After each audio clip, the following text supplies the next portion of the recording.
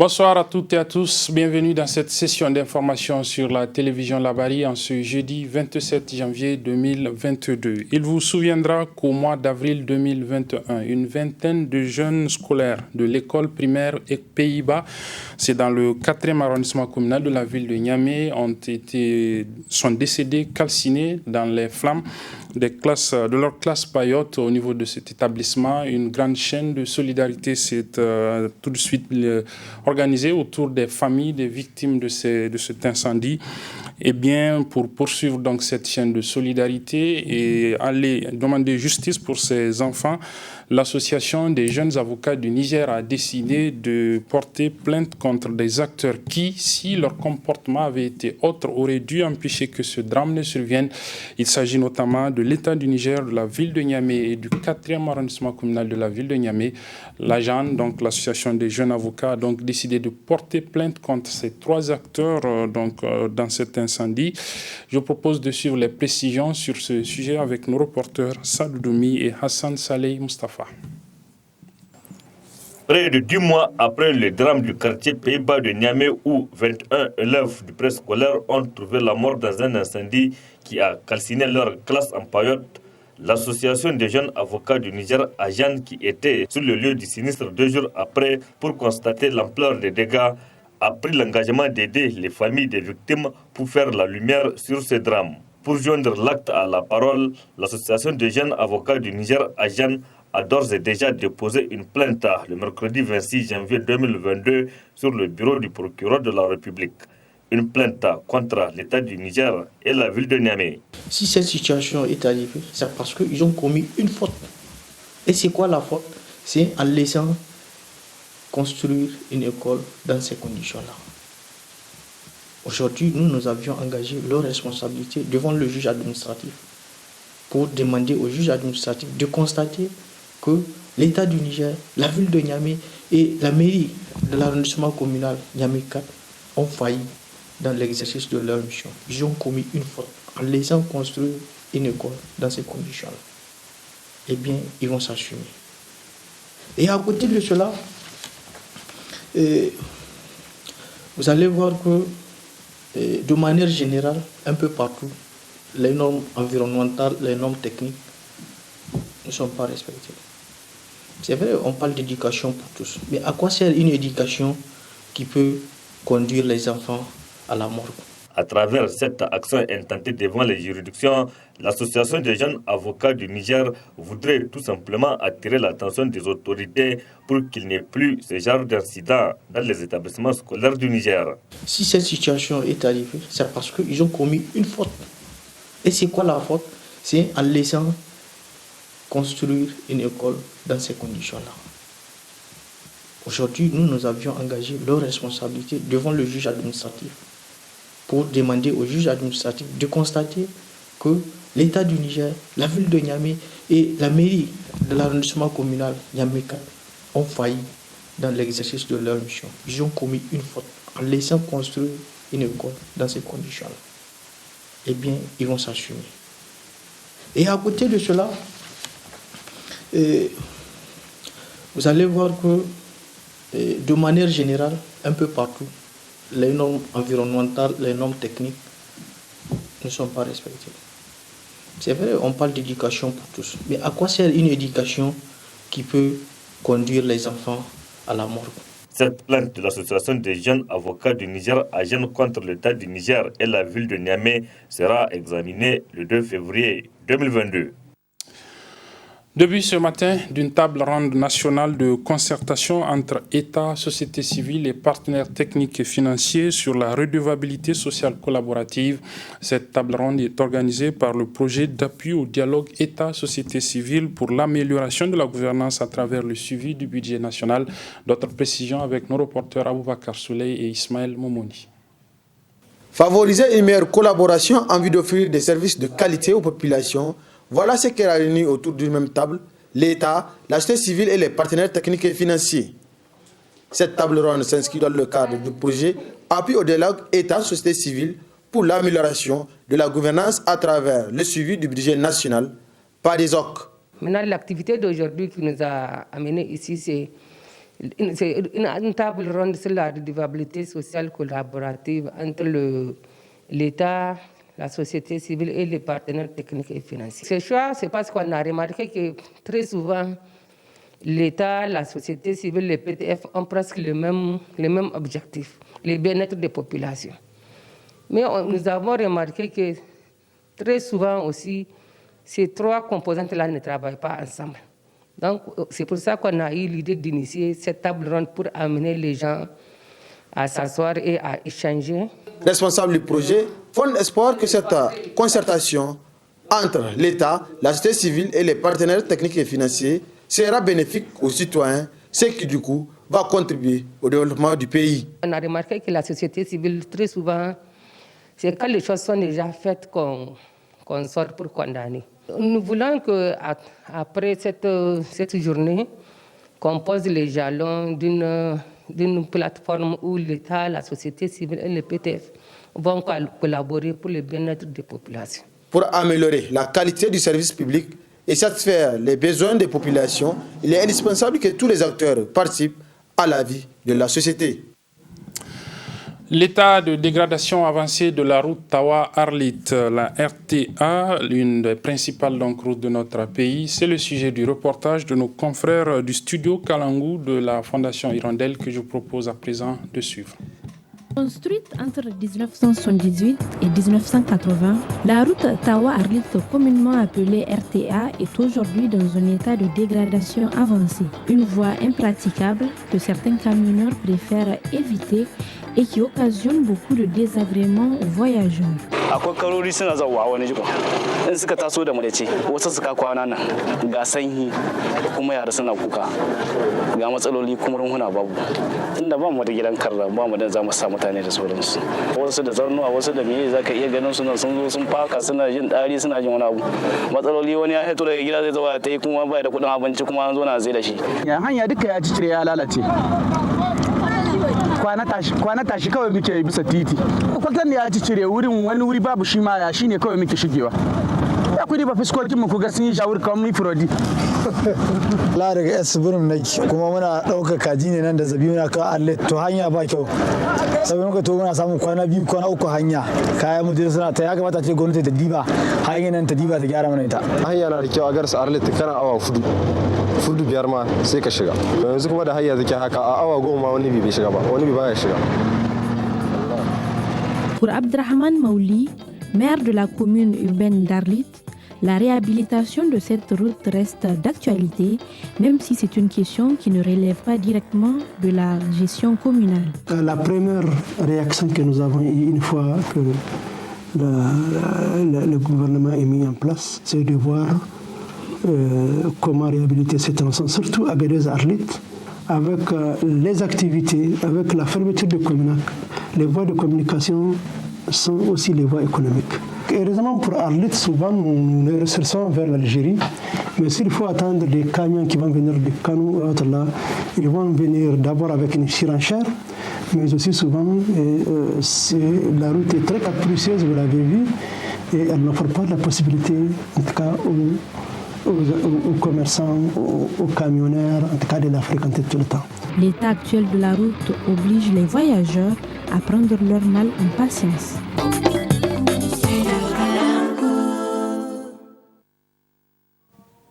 Un autre reportage, cette fois-ci de la télévision Labari, il porte sur l'importance de l'immatriculation des agents, des travailleurs au niveau de la Caisse nationale de sécurité sociale. Dans ce reportage signé chez Bouguisso et Ismaël Moumouni, nous vous proposons un zoom sur le cas des conducteurs automobiles.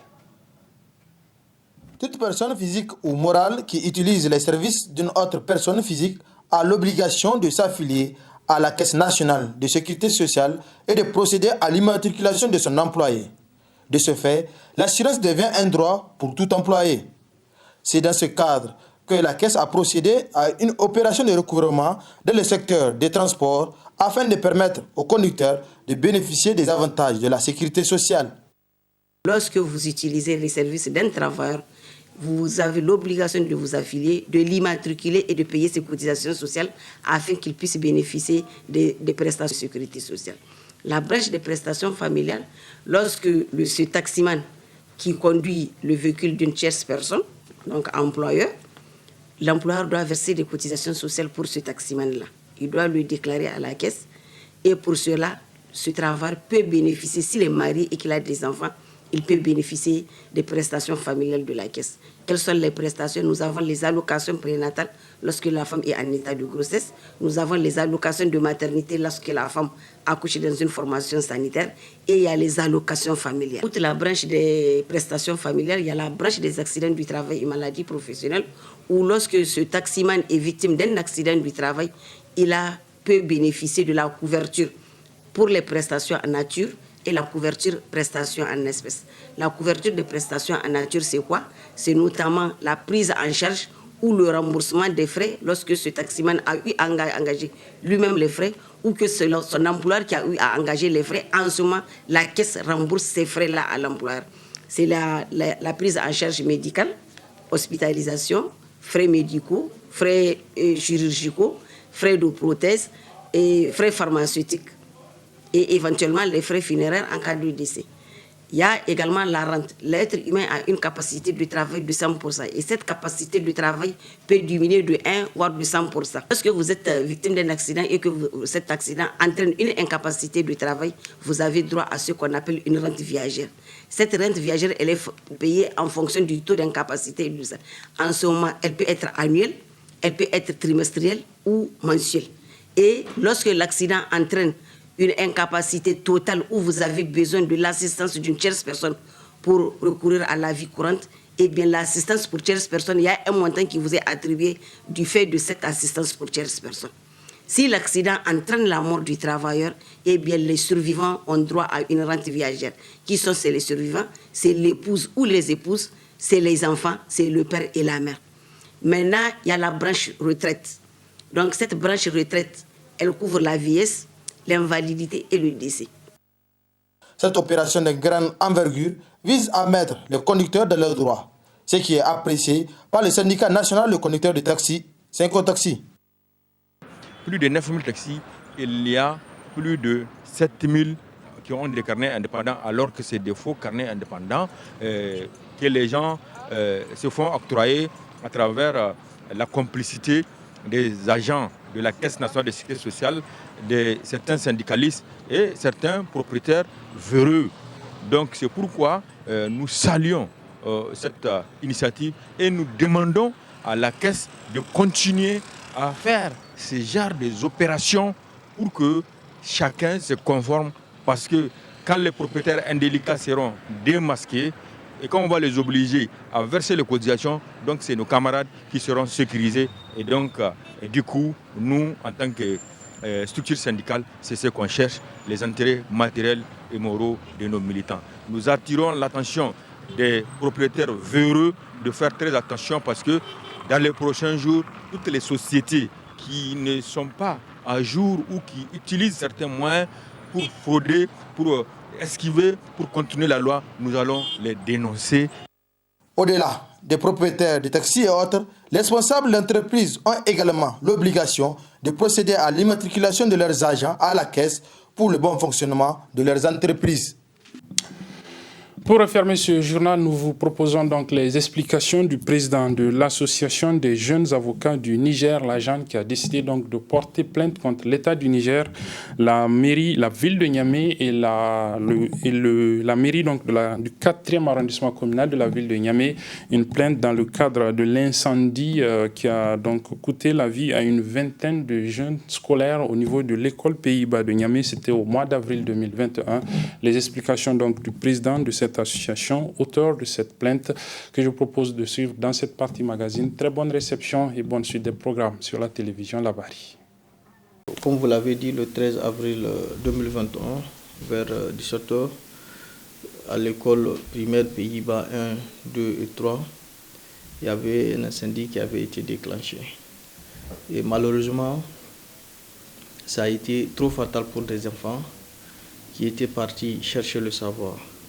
Donc sur place, il y avait 20 petits-enfants qui étaient décédés et il y avait une autre fille qui a succombé à l'hôpital. Donc à ce jour, il y a 21 victimes dans cet incendie. Donc, quand nous avions, en tout cas, quelques temps après l'incendie, nous avions visité les parents des victimes. Nous avions eu à discuter avec eux et nous les avions montré l'intérêt, en tout cas, d'engager une procédure dans une telle situation parce qu'il y a vraiment beaucoup de dysfonctionnements qui ont été constatés à l'issue de l'incendie. Peut-être vous ne le savez pas, mais en 2000 déjà, il y avait un décret, le décret 2457 du 8 décembre 2000, déterminant les normes environnementales, techniques et pédagogiques des enseignements de base et moyens. Et l'article 2 de ce décret dit pour un minimum de sécurité, le site d'implantation d'une école doit être à l'écart de toutes les nuisances pouvant affecter le bon déroulement de l'action éducative. Circulation, usines, marchés, restaurants, bars, zones d'inondation, pollution, cimetières, aéroports, etc. Or, l'école était implantée en réalité sur la voie. Parce que selon certaines explications, il n'y avait pas assez de place, il y avait beaucoup d'élèves. Donc on a dû, en tout cas en collaboration avec l'association des parents d'élèves du quartier, collaborer avec le COGES, contribuer pour construire des classes en paillotes sur la voie. Au lieu de prendre des dispositions pour au moins empêcher à ce que cette voie soit suivie pendant les heures de cours, non. Même les gros porteurs peuvent passer. Les piétons peuvent passer. Ce qui est inadmissible. Et ce n'était pas la première fois qu'il y a eu un incendie dans cet établissement. Il y avait eu plusieurs cas d'incendie qui, heureusement, il n'y avait pas eu de perte à vie humaine. Mais malheureusement, cette fois-ci, c'était vraiment la dernière fois de tout. C'était vraiment de trop. Et heureusement, les parents des victimes, en tout cas, tous les parents étaient dans cette procédure.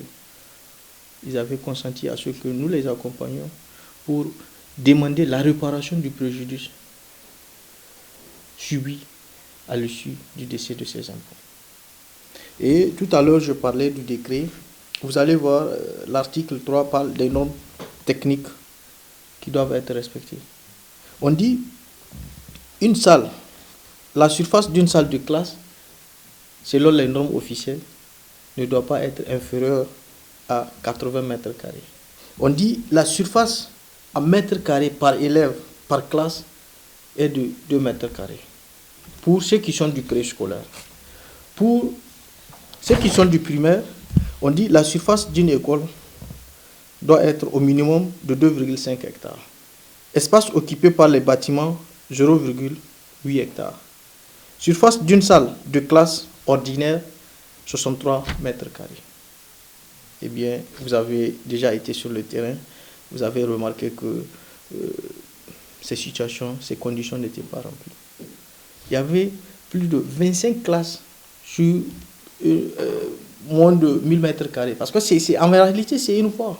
C'est pas destiné pour recevoir, en tout cas, des classes. Mais malheureusement, c'était là depuis combien de temps? Depuis plusieurs années. La mairie a observé, la ville de Niamey a observé, l'État du Niger a observé. Ils n'ont rien fait. Eh bien, aujourd'hui, ils vont se mettre devant leurs responsabilités. Parce que si cette situation est arrivée, c'est parce qu'ils ont commis une faute. Et c'est quoi la faute? C'est en laissant construire une école dans ces conditions-là. Aujourd'hui, nous avions engagé leurs responsabilités devant le juge administratif pour demander au juge administratif de constater que l'État du Niger, la ville de Niamey et la mairie de l'arrondissement communal Niamey 4 ont failli dans l'exercice de leur mission. Ils ont commis une faute en laissant construire une école dans ces conditions-là. Eh bien, ils vont s'assumer. Et à côté de cela, vous allez voir que de manière générale, un peu partout, les normes environnementales, les normes techniques ne sont pas respectées. C'est vrai, on parle d'éducation pour tous, mais à quoi sert une éducation qui peut conduire les enfants à la morgue? Ça ne sert à rien. Ça ne sert à rien. Ça ne sert à rien de faire, comme on appelle ça, des tombeaux ouverts pour les enfants. chaque jour que Dieu fait, des alertes sont données un peu partout. Attention aux classes empaillantes. Attention aux classes empaillantes. Attention aux classes pléthoriques. Eh bien, personne ne dit rien. Moi, je pense que sincèrement, chacun doit faire sa part dans la construction, doit apporter sa contribution dans la construction d'un état de droit. Nous, quand nous avions appris cela, c'était vraiment quelque chose qui nous a beaucoup touchés. Et nous avions, sur le champ, décidé de rendre une visite aux parents des victimes. Et notre contribution que nous pouvons apporter à ces victimes, à ces parents des victimes, c'est leur dire que nous sommes disposés à leur montrer la voie à suivre, à les accompagner dans ce processus judiciaire. Eh bien, c'est notre contribution. Vous aussi, de votre côté, vous devez faire votre contribution en essayant de faire en sorte que vraiment plus jamais il n'y ait, en tout cas, une situation Pays-Bas 1, 2 et 3. Parce qu'aujourd'hui, quoi qu'on dise, c'est nos enfants. Quoi qu'on dise, personne ne veut aujourd'hui être dans la situation de ces parents de victimes-là, qui ont déposé leurs enfants à l'école pour chercher le savoir. Et au soir, on leur appelle pour leur dire que leurs enfants sont à la mort. C'est vraiment inadmissible. Nous pensons que cela peut changer les choses. Nous comptons vraiment que l'État, en tout cas, essaye de revoir toutes les situations pour faire respecter ce décret-là. Parce que si ce décret a été pris, c'est parce que vraiment des experts ont étudié la situation, des experts ont estimé que voilà les conditions dans lesquelles l'école doit être. Eh bien, aujourd'hui, rien n'est de cela. Eh bien, nous avions déjà engagé la procédure, nous avions assigné l'État du Niger, la ville de Niamey et l'arrondissement communal Niamey 4 devant le juge administratif. Le dossier sera appelé à l'audience du 2 février 2022 de la chambre administrative du tribunal de grande instance hors classe de Niamey. Eh bien, à la dite audience, le temps sera donné aux autres parties, aux défendeurs, pour en tout cas donner leur point de vue, donner leurs éléments de droit et de fait par rapport à la situation. Eh bien, le juge va trancher par la suite. Donc, éventuellement, c'est un dossier qui peut aller, en tout cas, jusqu'à cassation. Nous sommes disposés à accompagner ces parents des victimes. C'est ce que nous pouvons leur faire et c'est ce que nous comptons faire même pour, en tout cas, un changement de mentalité et un changement de comportement de nos États. Si, à l'échelle nationale, nous n'avons pas gain de cause, eh bien, nous pouvons saisir les juridictions internationales ou même les juridictions sous-régionales. Parce que ici, je dis bien, l'éducation, c'est un droit à l'éducation qui a été, en tout cas, biaisé. Ces enfants ont un droit fondamental à l'éducation. L'État n'a pas créé les conditions pour que ces enfants reçoivent une éducation adéquate. Et malheureusement, eux, la recherche de l'éducation les a amenés au cimetière. Nous pensons que c'est vraiment inadmissible dans un état de droit. Et aujourd'hui, le constat, c'est qu'après cet incendie-là, au lieu que les choses changent, non, les choses sont au statu quo. Rien n'a changé depuis lors. Rien n'a changé. Les classes empaillantes continuent d'être construites. Eh bien, les gens sont là en train d'observer. Il y a beaucoup d'écoles aujourd'hui qui n'ont même pas de mur. C'est inadmissible. Oui, les incendies continuent. Rien qu'avant-hier, il y avait eu, ici, à la commune 5, il y avait eu aussi un incendie. Donc, moi, je pense que l'État doit prendre ses responsabilités. L'État ne peut pas se retrancher derrière le fait que l'État n'a pas les moyens. L'État doit se donner les moyens de sa politique. L'État, parce que en fait, ce qu'il faut comprendre, l'éducation, c'est ce qui fait vivre l'État. C'est ce qui fait vivre l'État. Et pour mieux éduquer aussi, il faut passer par la jeunesse. Mais si on ne crée pas les conditions pour que les enfants reçoivent une éducation de qualité, eh bien, demain, on sera toujours au statu quo.